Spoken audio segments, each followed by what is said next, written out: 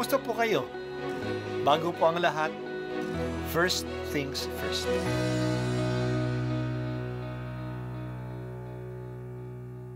Good morning po. Sinisimulan po natin ngayon ang first things first.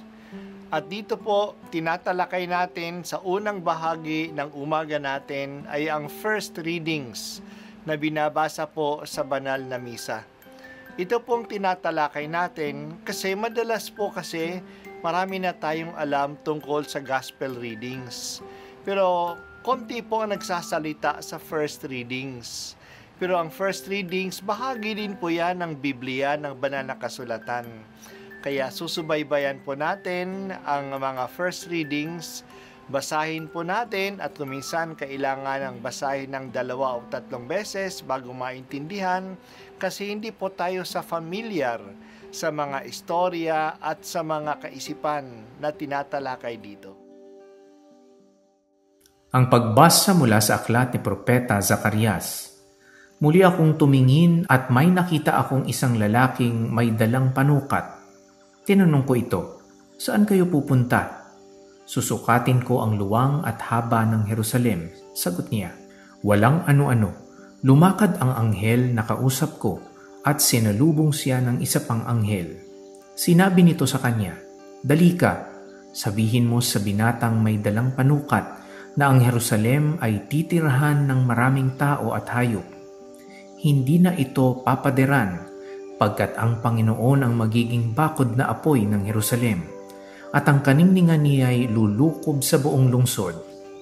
Sinabi pa ng Panginoon, "Umawit ka sa kagalakan, bayan ng Sion, pagkat maninirahan na ako sa piling mo." Sa araw na yaon, maraming bansa ang sama-samang magpupuri sa Panginoon at pasasakop sa Kanya. Ang salita ng Diyos. Salamat sa Diyos. Kasama ni Propeta Ageo ay si Propeta Zacarias sa naghihikayat sa mga tao na pahalagahan ang templo ng Diyos. Ang concern ni Propeta Zacarias ay hindi lang na maitayo uli ang templo ng Diyos. Ang concern niya ay ang kinabukasan ng templo ng Diyos. Hindi lang ito para sa Israel, ito'y para sa maraming bansa. Ang Jerusalem ay hindi lang lungsod ng mga Hudyo. Ito'y lungsod ng maraming tao at maraming lahi. Hindi lang ito papadiran kasi palagi itong mag-i-expand. Ang magiging bakod nito ay ang kaluwalhatian ng Diyos. Ang Diyos na mismo ang magbabantay sa kanyang lungsod. Oo, maging lungsod ng Diyos ito kasi naninirahan ang Diyos sa gitna ng mga tao na narito. Sa ating panahon ngayon, palagi natin nababalitaan ang lungsod ng Jerusalem. Pinag-aawayan ito. Mahalaga ang lungsod na ito sa 3 relihiyon, mga Hudyo, mga Kristiyano at mga Muslim. Gustong angkinin ng bayan ng Israel ang lungsod, na ito daw ay ang kanilang capital at pinaalis ang ibang naninirahan ditoon. Ginigipit nila ang mga Palestinians at ang mga Christians na matagal lang nakatira doon. Hindi magkakaroon ng kapayapaan sa Israel kung hindi mariresolba ang usapin tungkol sa Jerusalem.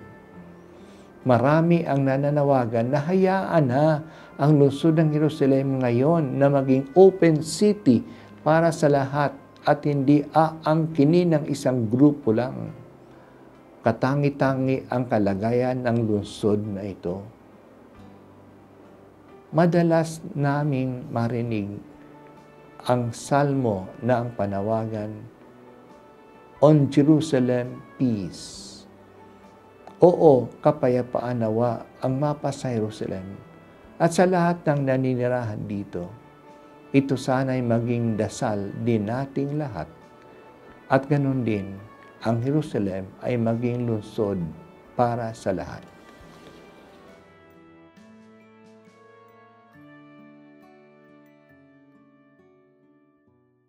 At ako po ay si Bishop Broderick Pabilio dito sa First Things First.